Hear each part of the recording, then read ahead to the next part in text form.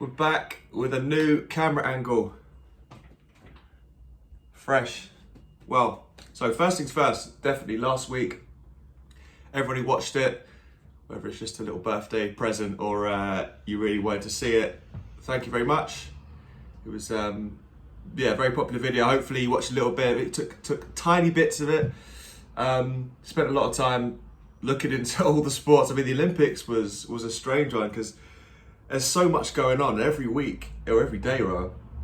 You wake up and there's like 7 hours of stuff to watch. You think, right?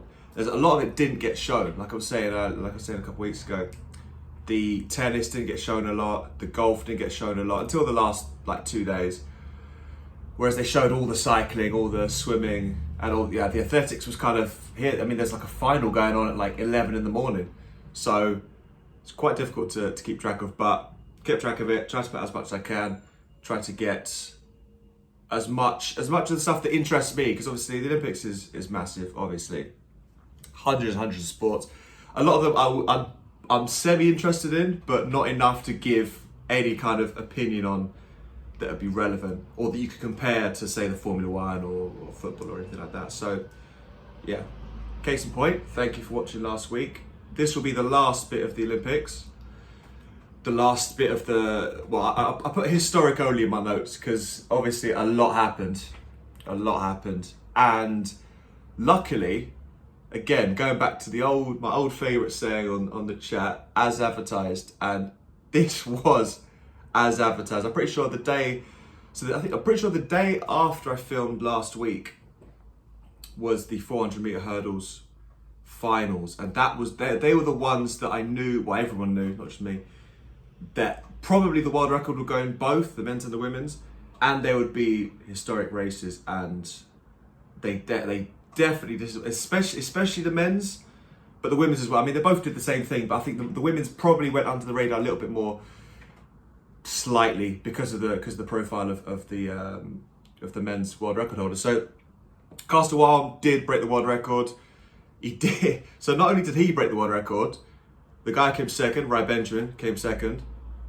Also broke the old world record, which was held by Wildholm himself. He only broke it like a month ago. And third place, Dos Santos, was 0.02 off of that same world record. So Caster Wildholm, so the original world record's from 1994, 1996. Caster Wildholm broke the world record in his hometown in Oslo back in June, I think it was. So it's quite a new thing. It's a brand new world record. He's been chasing it. But Rai Benjamin, the American, has been sort of right behind him, like pushing him along. It's not just been like a Usain Bolt sort of situation. There's very much there's a few, but certainly two world class 400 metre hurdlers, and they were pushing each other, and one beat the other.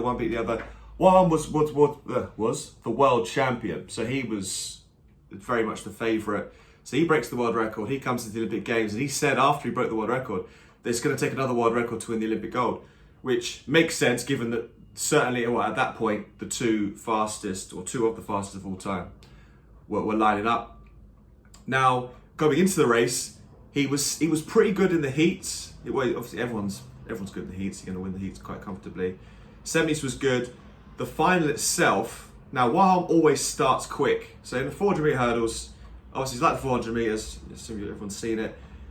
I think I'm not a 400 metre runner, so I couldn't give you the exact science, but it seems to me that he starts incredibly quick. So the first 100 metres was obviously on a bend, very, very quick. I mean, he was up on the outside. I think it was because he's for some reason he's always out on the outside lanes as well. I'm not sure why, but he was very well up on lane 7 by the first hurdle, the second hurdle, breezing it down the back straight. And I think the third 100, you sort of get into position, you use the bend to get in on the inside. And then coming off of the final bend, the final bend, Rai Benjamin was in front slightly. It was kind of like neck and neck. And then you could see after the replay, when the race is finished, the side on camera, Benjamin was about to pull away. Like he was kind of like ready to pull away from Wildholm. And then Wildholm hits this kind of like an awkward over this hurdle, and then turns the burners on, blows through. He breaks the world record, 45.94. I mean, the previous world record was 47. Then he's breaking it down, and now everyone 47.02, I think it was. So he's gone. Not only has he gone under 47, he's gone to 46. He's shocked. Everyone's shocked. Benjamin, I say bless him, are on 46.1, which beats the old world record.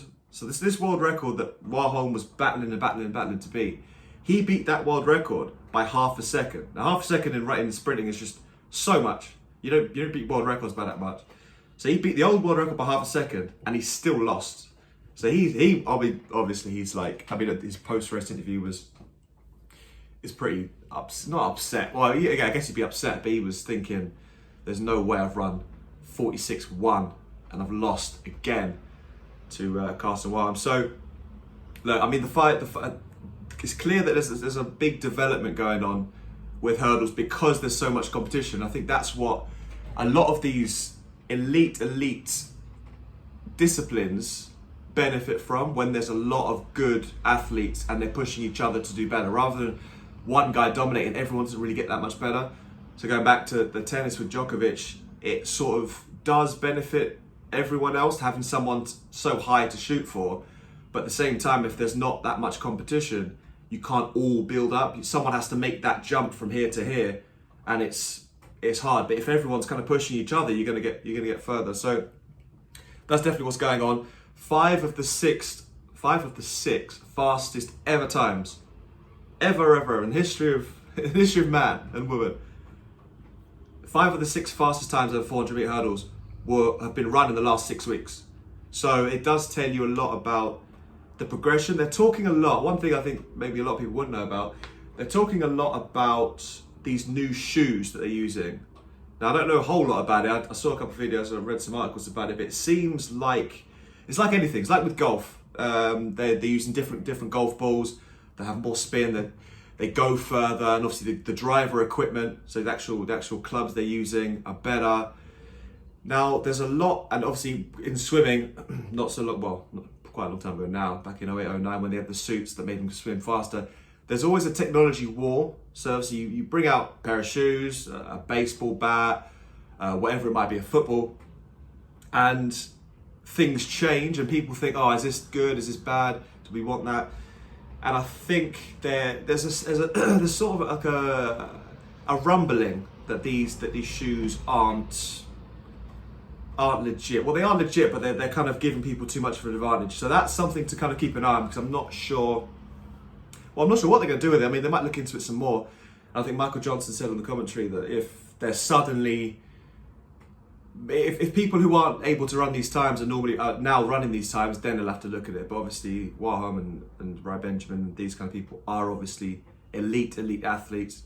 So it's not necessarily the shoes, but it's a chance that the shoes are having an effect and making people go quick. But as they should, because you still have to have your foot in the shoe and run. And if everyone's got access to the same shoe, it shouldn't be a problem. As long as you're not putting springs in them. If it's made of any kind of compound that makes you run fast, I mean, if everyone's got access to it, then crack on. But the shoes and the track was quite quick. They'd always talk about the track being fast. Again, another thing I'm not super knowledgeable about, but I do know the way some tracks are just faster than others. The compound of the surface, more springy. Some are obviously more weathered. There are certain things as quick tracks, and obviously altitude and things like that do have an impact. But obviously Tokyo not being that. So that was number one race. One of the greatest. I mean, Colin Jackson said it was one of the greatest performances, period, of all time, which is true. I mean, it's up there with Usain Bolt in the sense of an incredible achievement, but the world record is sort of still being lowered consistently. B, he won the race by 2/10, so it's not, over 400 meters, that's not that much. And obviously Usain Bolt running 9.58, no one's come anywhere near. So there are differences. I mean, there's definitely comparisons to be made as far as an athletic performance goes, but in terms of certainly within his own sport or against history, I mean, it was a world record, so it was the fastest of all time. But that world record is going to go maybe another couple of times this year, depending on how they train or if they just shut it down for the rest of the season. Switching over to the women's side, it was another one of those events that when you look at going into it, you think the world record could definitely go, because the world record did go previously, and the world record did go again. And it's Sydney McLaughlin again who broke the world record. So Dalilah Muhammad previously held the world record before Sydney broke it earlier in the year. I think it's June, July, when all the world records were going apparently. And Femke Bol. So they're all.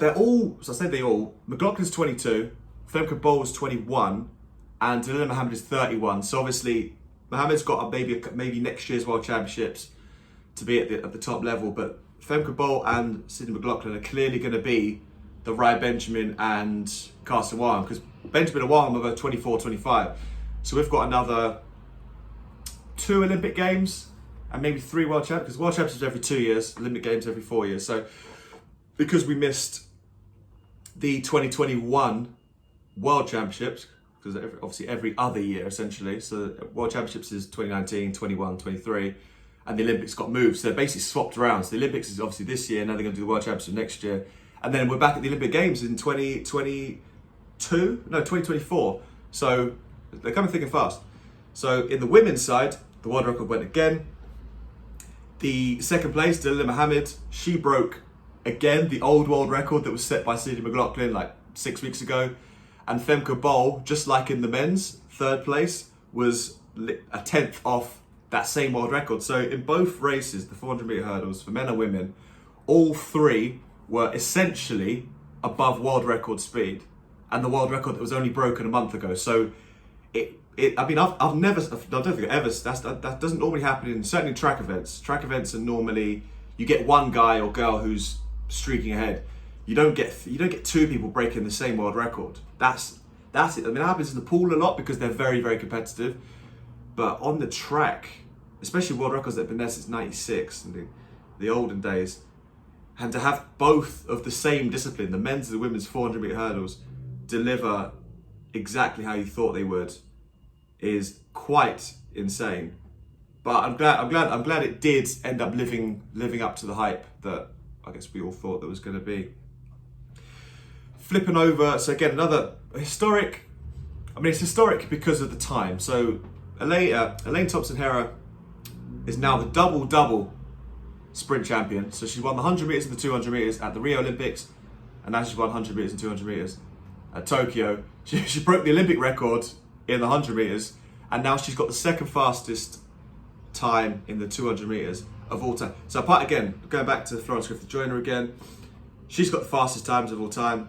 She's by herself on Mount Rushmore. No one's going to touch her for a while anyway. And so Elaine Thompson-Herah is the second fastest female of all time, which is, I guess, in terms of the wider consciousness, given that Usain Bolt was the fastest man of all time, and it was seen as a big thing, this probably should be getting more attention, but I'm not sure why it isn't.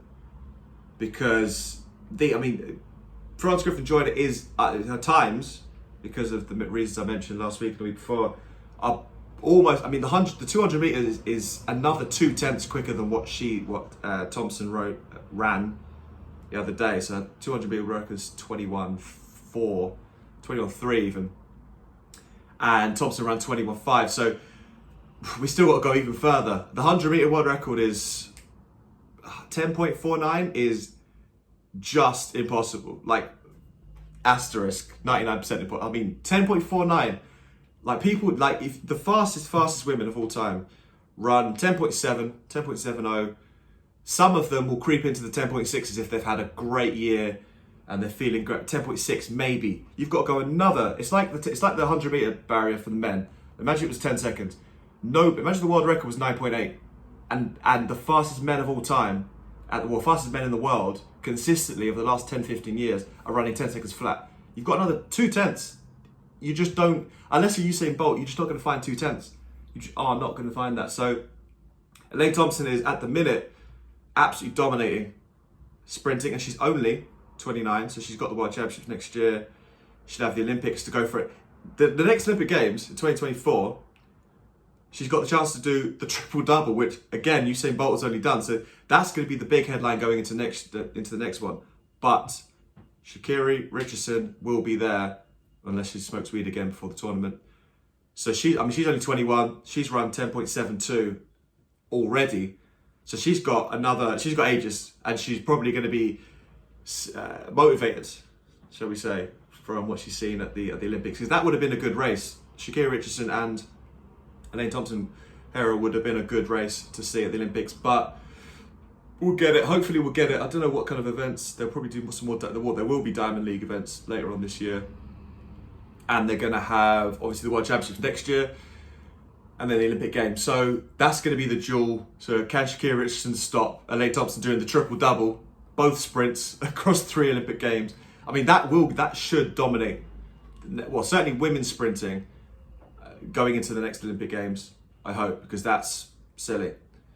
So flipping to the men's side of the 200 metres, that was run by Andre de Grasse, he's had 6 failures. He's had medals at these Olympic Games and World Championships. He's had silvers, he's had bronze. He's always come second or third, and he's finally got his 200 metre title. But for me, the reason why I even mentioned it, because it was kind of not an anticlimax, because Noah Lyles was one of the fastest men of all time at 200 metres. He came third. Bednarek was second. I mean, the times were quick, 19.6, which is quick, to be fair. It's quick, but it's not super quick. But the reason why it's historic is because 17-year-old Kerrion Knighton from USA, who's the under 20 world record holder. So he beat Bolt's world record. I mentioned that last week. He came 4th. Now given how quick he was in the semi-final, I think a lot of it was, he was very quick in the semi-final.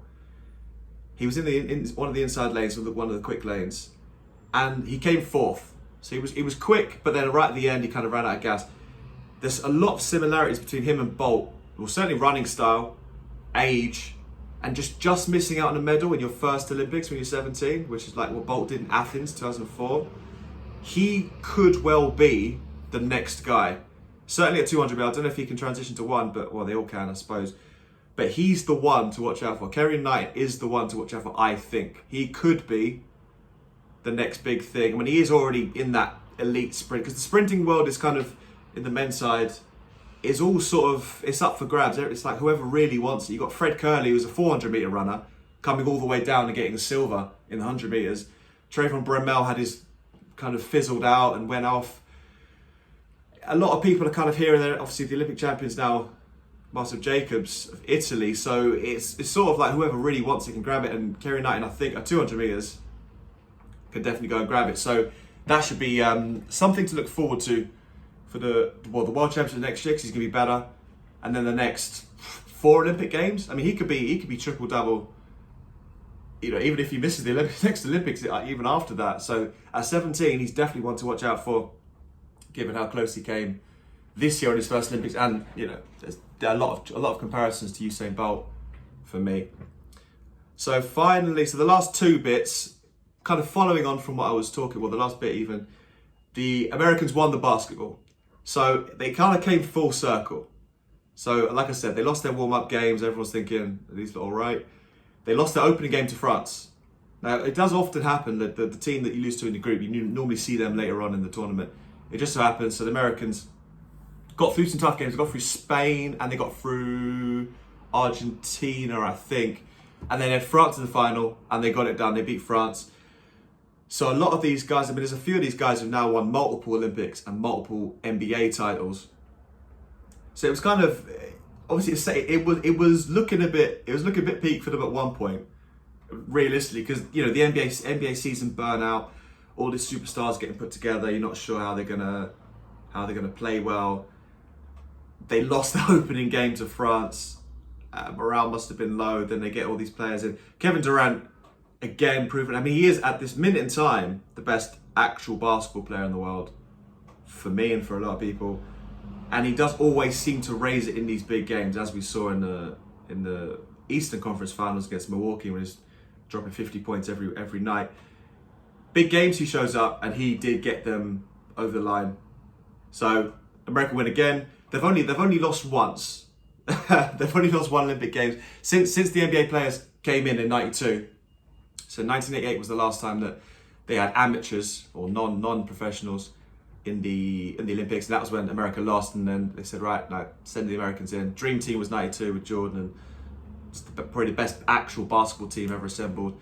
And they've only lost once, which was in 04. That was like the big shock. And then 08, they sent the Redeem team, as they call it, to go get that one back. And then they haven't lost since.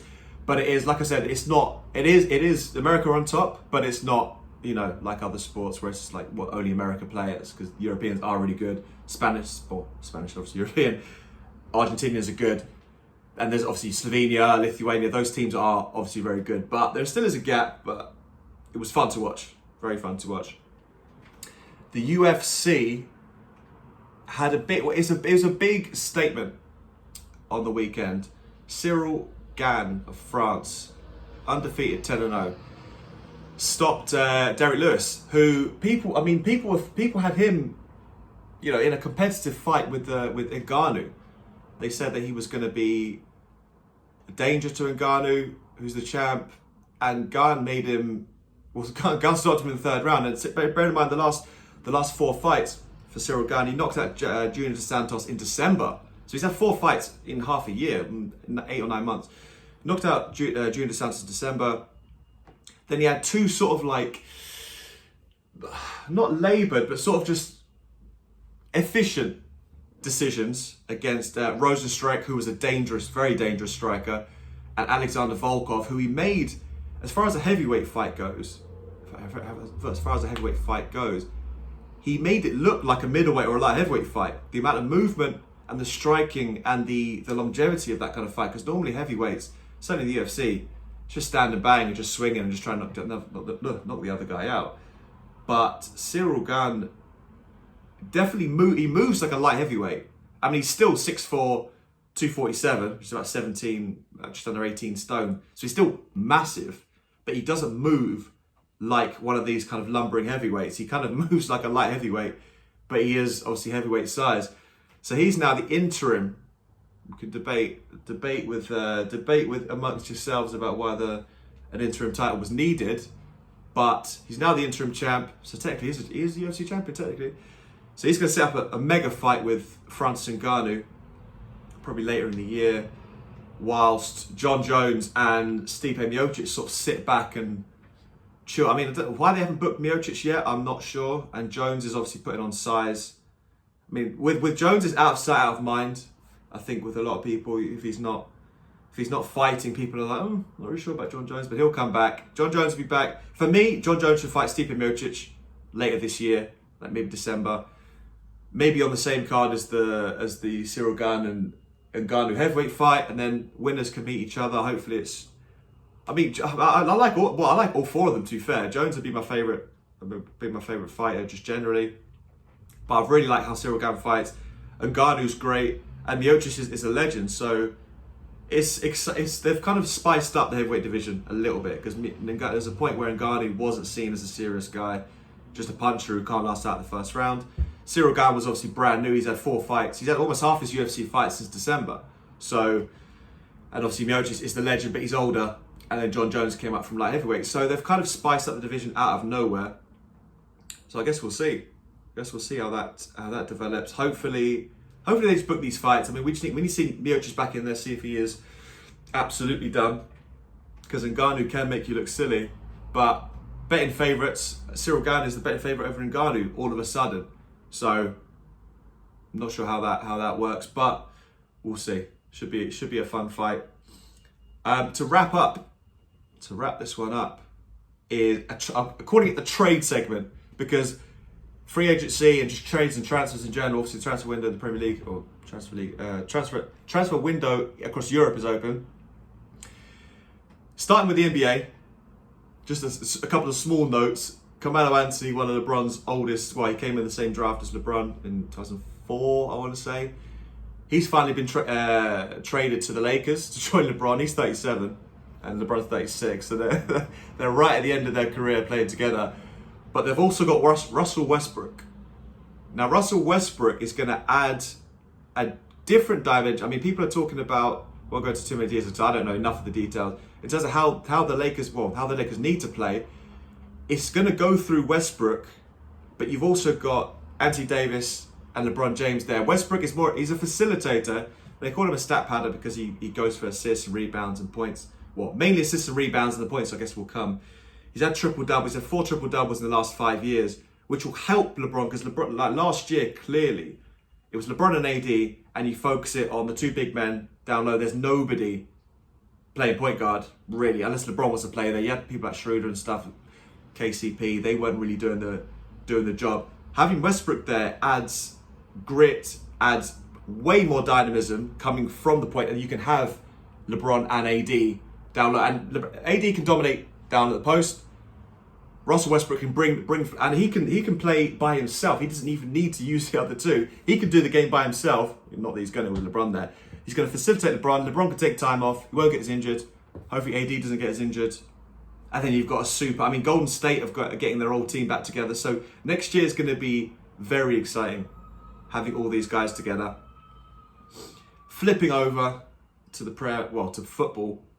Unless you've been living under a rock, Lionel Messi has gone to PSG. So, I mean, how do you even?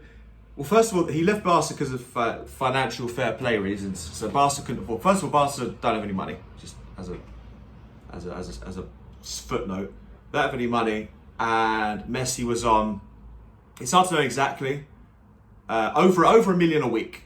Let's put it out. Well over $1 million a week, and they just simply couldn't afford him. They were trying to sign him to a new contract, but they've got no money. They can't even sign the players they've got on a free. So Messi's gone to PSG to join Neymar and Mbappe, and they're kind of developing a super team at the minute. I mean, they should run away with the league. Now it's just a case of, can they be cohesive enough to win the Champions League? Because that's what they're trying to do. They're trying to win the Champions League. Now this is good. Well, I say I'm a fan of Messi. I'm definitely a fan of Messi, but one of the criticisms was go to another league and do it. All right, he's gone to France. It's not exactly what we're all thinking. It's not quite Italy or England, but if you can go to, it's not quite Italy or England, and it is going to the super team in France. But clearly PSG haven't been able to win the Champions League with all their super players, and now they've added the most superest of players. I mean, their front three. I mean, Messi. Now, I mean, they might be the best front three ever assembled in football. Obviously, the previous best. I mean, one of the previous best three would have been with Suarez and Messi and Neymar. But Mbappe. I mean, in 2 years' time, I mean, if Messi can hang on to his prime for another couple of years, and when Mbappe should become best player in the world, or certainly top three if he isn't already, that's video game stuff. Having those three up there, so. The goal is to win the Champions League. They can't, win. They should win the French League anyway. I don't know how they didn't win the French League last year. Lille obviously careered it. So Pochettino, the old Spurs boss, was sitting there looking at his Spurs team thinking, how do I get top four? Now he's got the best team ever assembled, because they've got Donnarumma, Italy goalkeeper, for free. They've got Sergio Ramos, one of the best centre-backs of all time, one of the best centre-backs of the last 15 years. That's going to be an interesting dynamic with Sergio Ramos, Real Madrid captain and legend, Lionel Messi, Barcelona captain and legend. They don't get on, to suffice to say that. So that's gonna be an interesting dynamic. When it gets really tough, you're gonna have Messi and Ramos, and you're gonna have some people that aren't like they aren't biggest fans of each other. So another side note, Mbappe. This is gonna be interesting for Mbappe, because now he's gonna see Messi up close, and he's gonna be on his team, and it's gonna be a bit more of an interesting dynamic with Neymar, because Neymar probably isn't a great influence on Mbappe in terms of where he needs to be, but having Messi there as well takes the load off Mbappe, and he can probably do more, or it's going to send him the other way. He's going to go completely lazy. So who knows? But I mean, he's went. Grealish's gone to City for 100 million. I mean, it's a strange move given that all the players they have in that position, but clearly he's the guy in English football. He's going to have to change his play style, because Pep won't let him play the way he plays, I don't think. And Lukaku is about to go back to Chelsea. And I was just thinking how comical it is. It's kind of like breaking up. It's like dumping your ex because she's not good enough. She goes away, gets more attractive, and then you grovel in and you go get her back. And you've paid for a week in the Shard. You've paid for her to come back to the Shard, and you've got egg all over your face if you're Chelsea at this point. But listen, he's a great player. He's obviously a good player. He scores goals. He's proven in the Premier League. But you got rid of him because he wasn't good enough. You've seen how he did at Man U. you kind of know what his ceiling is in the Premier League, or as a player in the Premier League. He's gone to Italy and scored goals like we knew he would, and now he's going to come back. I mean, it's 100 minutes, a lot of money. I don't know. There's a lot to consider with that boy, but I don't know. We move. But yeah, appreciate you watching once again. Got another couple of videos in the pipeline. The NFL season is starting soon. The Premier League season obviously is starting this weekend. So I'll do a little preview, like a small preview. Not going to go into every team's wants and needs, but just like a rough idea of where everyone's at. Yeah, so that's what we got coming up. Appreciate it.